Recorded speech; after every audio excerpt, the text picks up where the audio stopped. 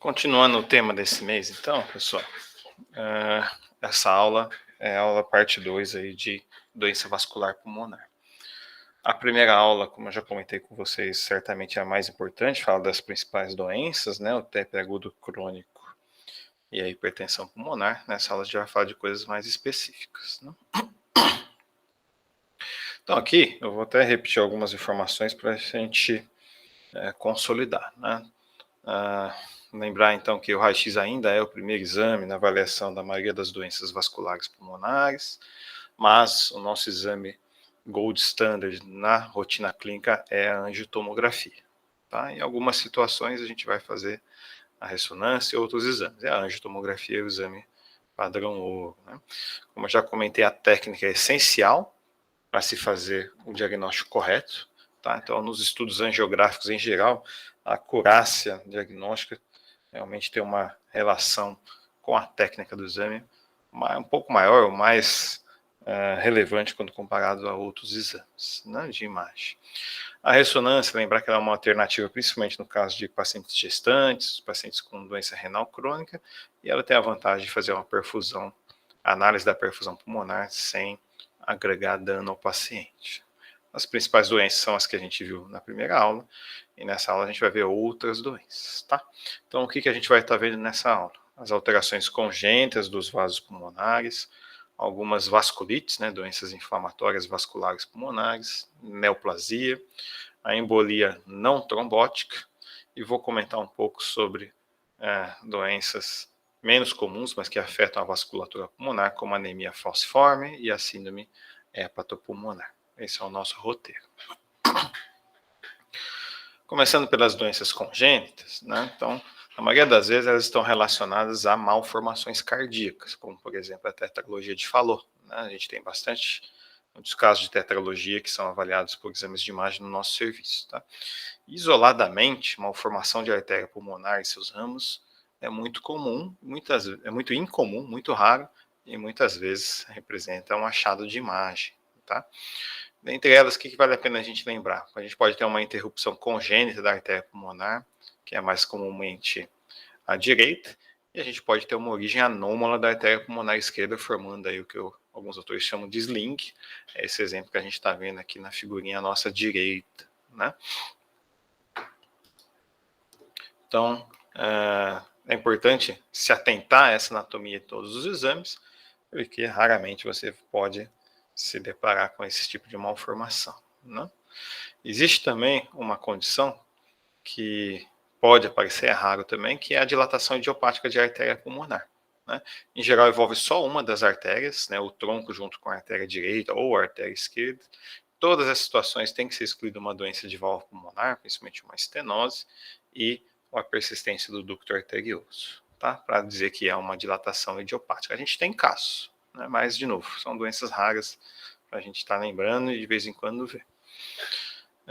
O que realmente aparece mais comumente no serviço de referência são as FAVs e as MAVs, né, as fístulas arteriovenosas e as malformações arteriovenosas. Tá?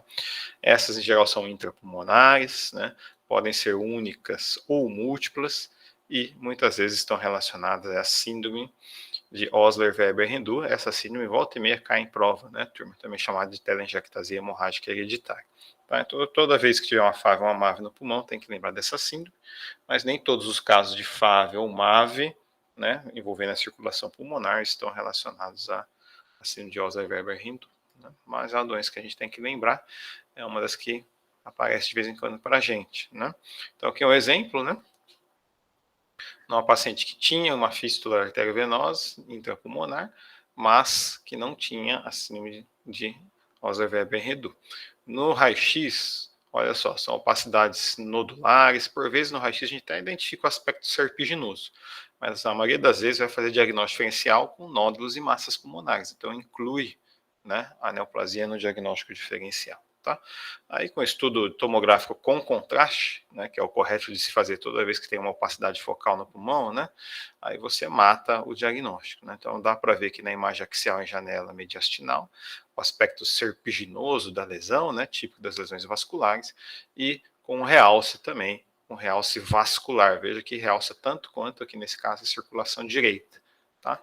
Então, aí a reconstrução coronal traduz bem aquela imagem que a gente vê no raio-x, né? Do enovelado aqui de vasos distorcidos, certo? Nesse caso aqui a gente poderia até chamar de uma MAVE, porque forma uma massa, né? Uma lesão bem definida, tá? Não tem só a comunicação, não é só a fístula.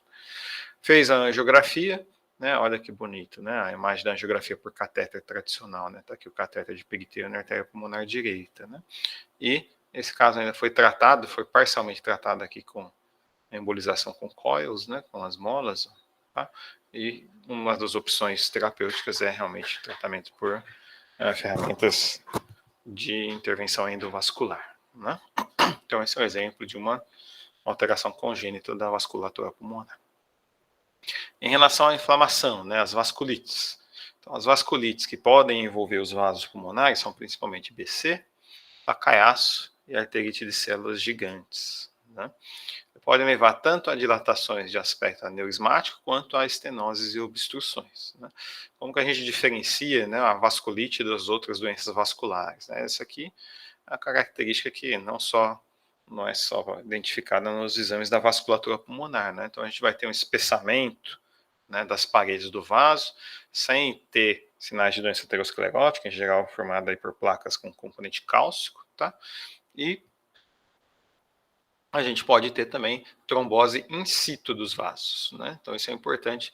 Aqui confunde principalmente com tromboembolismo na circulação pulmonar, né? Mas diante de um quadro vasculítico você pode ter trombose in situ, assim como qualquer vasculite de qualquer vaso, né? A gente tem outras vasculites que também podem afetar o pulmão, mas a manifestação não é na forma de alterações vasculares visíveis no exame de imagem, né? A poliarterite nodosa, a poliangiite microscópica, né, a granulomatose com poliangiite, antigo Wegener, tá? Aí entra no diagnóstico diferencial de outras doenças, como por exemplo hemorragia alveolar pulmonar, das doenças intersticiais pulmonares ou das doenças granulomatosas, tá? Então aí entra em outro capítulo, quando a gente fala dessas vasculites, que em geral são as vasculites de pequenos vasos, né? Uma lesão interessante de estar sempre lembrando é o aneurisma de Rasmussen, né? Tem a ver aí com a inflamação e a formação, o processo inflamatório infeccioso com formação de cavidade, em geral relacionada à tuberculose, e que leva a hemoptise, fazendo diagnóstico diferencial com bola fúngica. É por conta do aneurisma de Rasmussen que na investigação de bola fúngica com tomografia é indicado fazer tomo com contraste, tá? Porque a bola fúngica classicamente não realça, o aneurisma vai ter um realce vascular, mas pode ter um aspecto parecido de uma lesão nodular dentro de uma cavidade, por isso é importante injetar, né? Outra coisa de processo inflamatório importante de lembrar são as mediastinites, né, como a mediastinite crônica fibrosante, que pode levar a estenoses vasculares, aí no caso a lesão não é primária vascular, né, uma inflamação em volta do vaso que leva à estenose, mas também faz parte do capítulo das inflamações, né. Então aqui a gente tem um exemplo, um paciente masculino, 28 anos, né, a história clássica clínica. A história clínica clássica, né? Úlceras orais e genitais, um episódio de trombose venosa profunda prévia, né? É um paciente com BC, tá? Então, no raio-x, o que a gente observava, né? Se não tiver nenhuma história, obviamente entra no diagnóstico diferencial que neoplasia. Tem um alargamento, que aumenta de volume do hilo pulmonar direito, de aspecto lobulado, ó, simula até a linfonodomegalia hilar, né? E essa massa e esse nódulo aqui na região perilar direita. A esquerda também tinha, mas era mais difícil de ver, né? Diagnóstico diferencial com neoplasia. Porém, a história clínica é bem característica. Quando a gente faz o exame com contraste, né? Olha que legal, tinha uma trombose de veia cava, né? Esses pacientes fazem tromboses venosas com circulação colateral, e aquele nódulo e aquela massa que a gente via são representados por dilatações aneurismáticas dos ramos das artérias pulmonares, né? Esse é um caso bem clássico, bem típico, né? Que a tomografia também facilmente resolve a situação, tá? E que é um exemplo de aneurisma de Rasmussen, né? Após uma tuberculose pós-primária, paciente com hemoptise, a gente via em meio à lesão da tuberculose, né, com as cavidades, áreas de, olha só que legal, né, um realce vascular formando pequenos aneurismas, né? Nesse caso eram pequenos, tá? Mas às vezes pode ser grande e confundir com a bola fúngica. Então aqui a angiografia mais uma vez mostrando a dilatação aneurismática, né, do Rasmussen, E aqui, pós-tratamento endovascular, né, colocou aqui umas molinhas para tratar a hemoptise. Tá? Então, lembre-se do aneurisma de Rasmussen como uma complicação vascular do processo inflamatório infeccioso pulmonar. Né? De neoplasia. Né? Neoplasia envolvendo vaso, né, envolver a circulação pulmonar é muito, muito raro. Na maioria das vezes a gente está diante de outros tumores que estão aí invadindo, né, ou comprimindo os vasos pulmonares. Essa que é o que a gente vê no dia a dia. Câncer de pulmão, obviamente, é o que a gente mais vê, seja pequenas células ou não pequenas células, mas por vezes também tumores mediastinais podem envolver os vasos, né, a vasculatura pulmonar, como o linfoma e o timoma.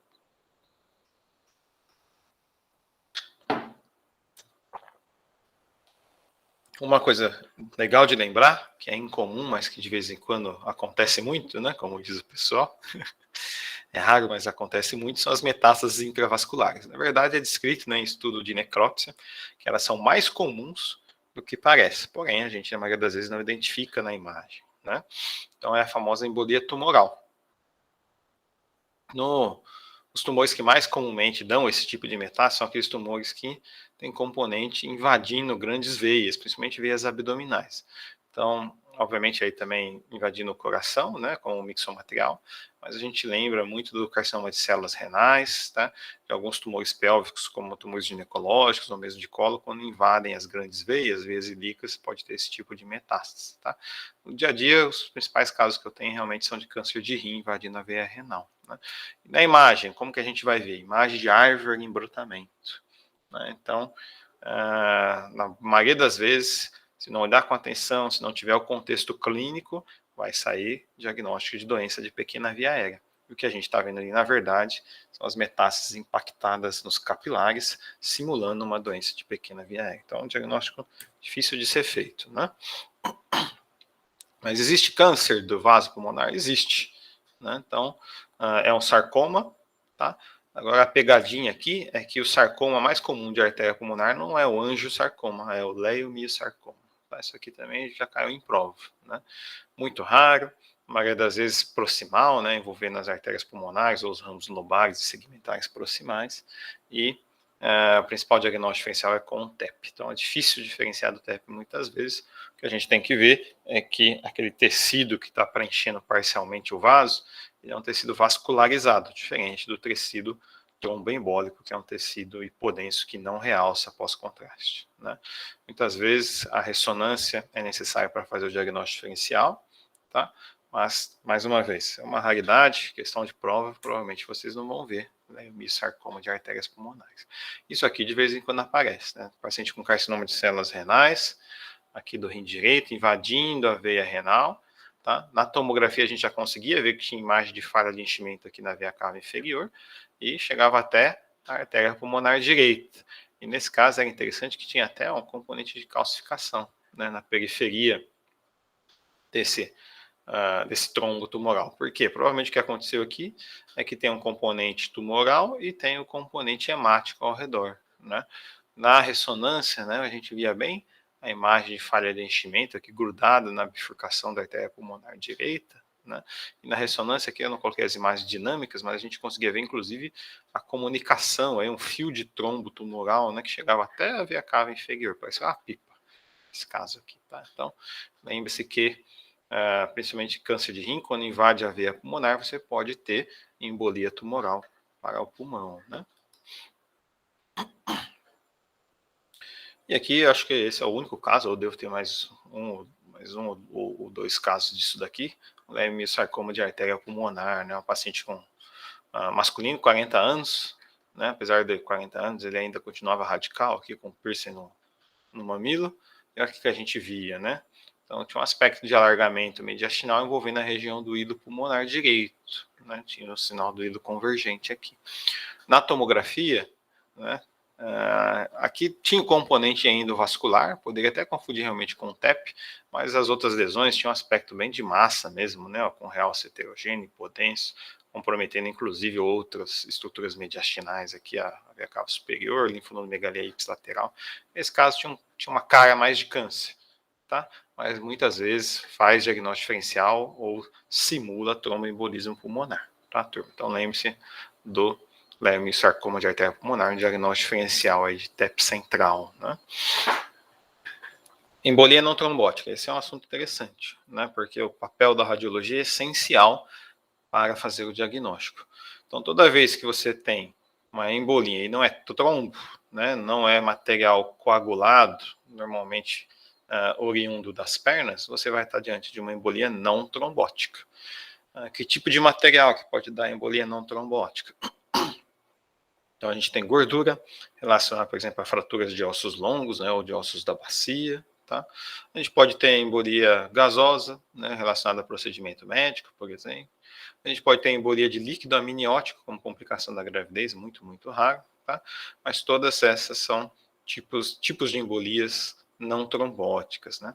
O diagnóstico é bastante difícil de fazer na imagem nesses casos, porque a gente não vai ver o material propriamente dito causando a embolia. A gente vai ver a manifestação disso, e a manifestação aí faz diagnóstico diferencial com vários outros padrões. Então a gente pode ter, por exemplo, pavimentação em mosaico, a gente pode ter uma apresentação na forma de dano alveolar difuso, e muitas vezes é uma opacidade consolidativa simulando uma pneumonia bacteriana. Tá?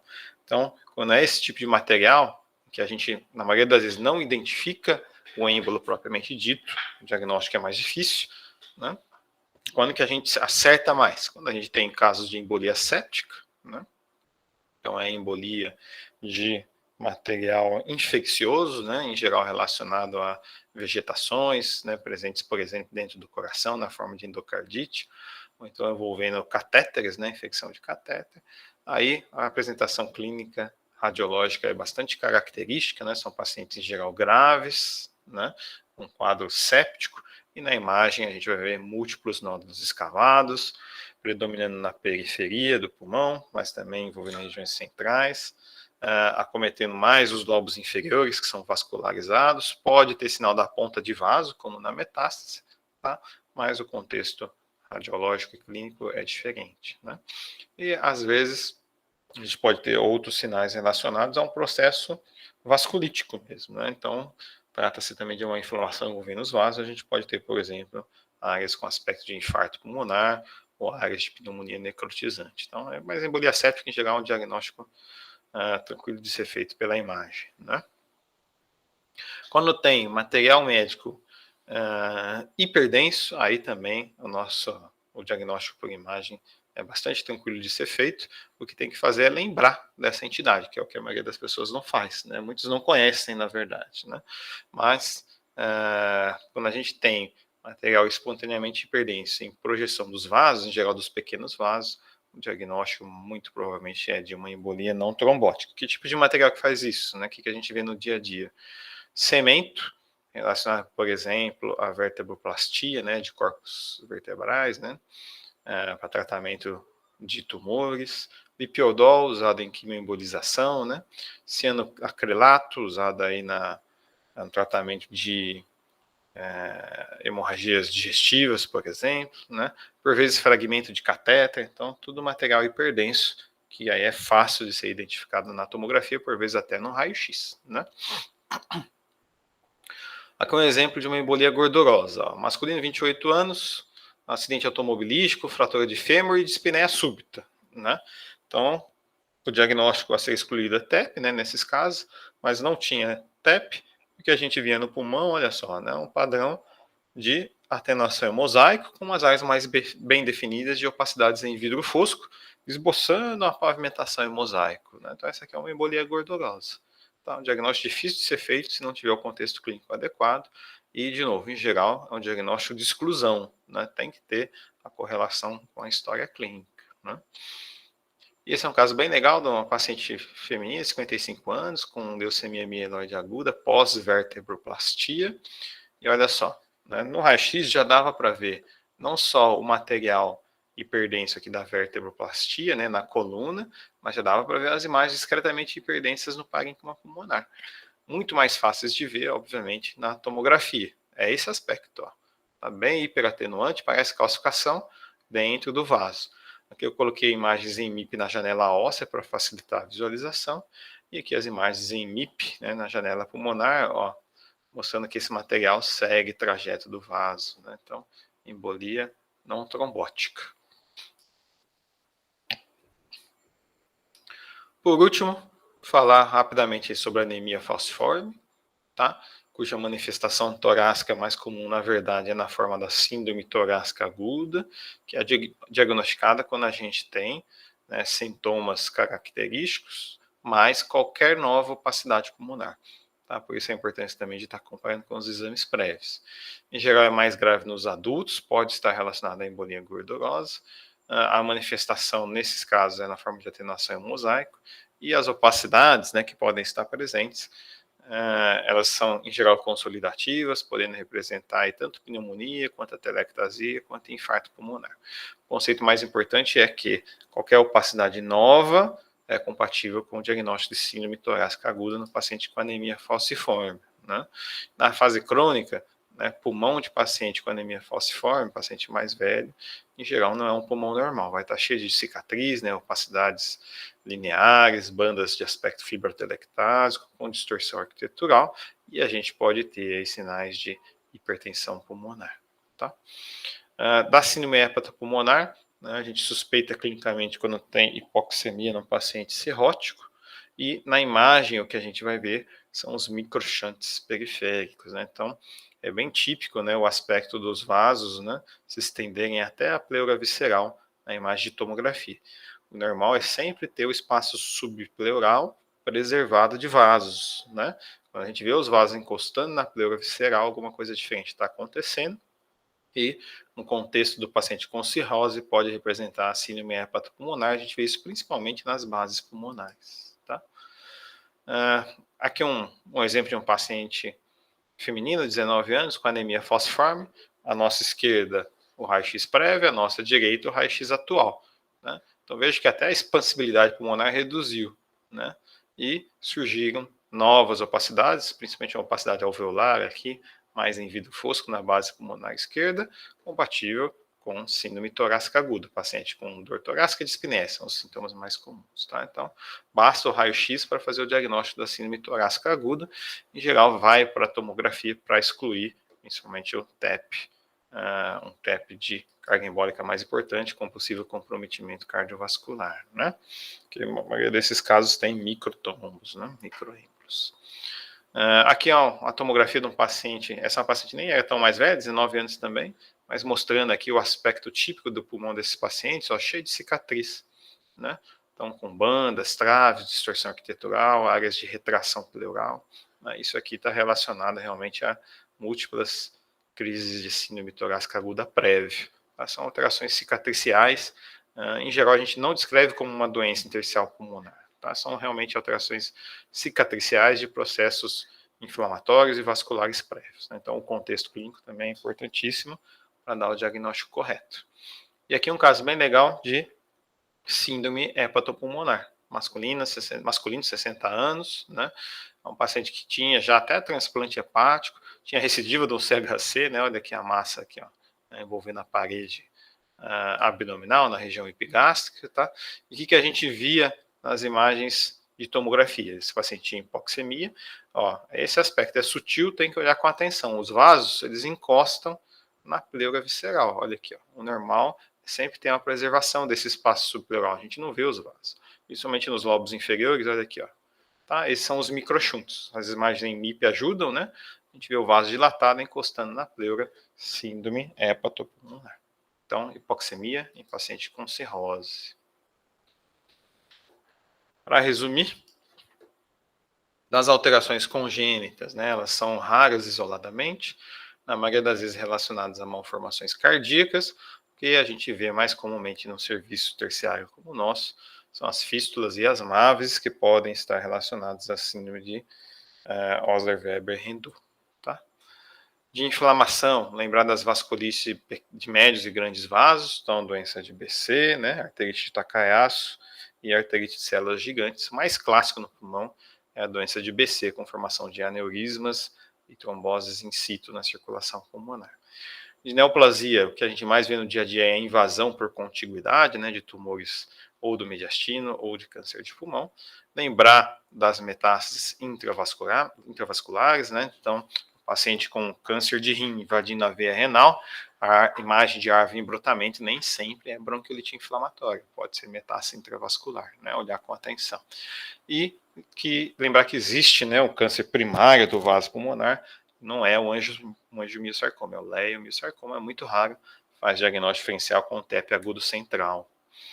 E embolia não trombótica, né, quando que a gente acerta mais? Quando o material embólico é um material espontaneamente hiperdenso na tomografia. Então, cimento, né, material de embolização vascular, nesses casos a gente acerta mais. Nos outros casos, embolia gordurosa, embolia líquida, embolia gasosa, se não tiver contexto clínico, não vai fazer a suspeição, a imagem é menos específica da padrão de pavimentação em mosaico, às vezes da não alveolar difuso, pode até simular pneumonia bacteriana, né?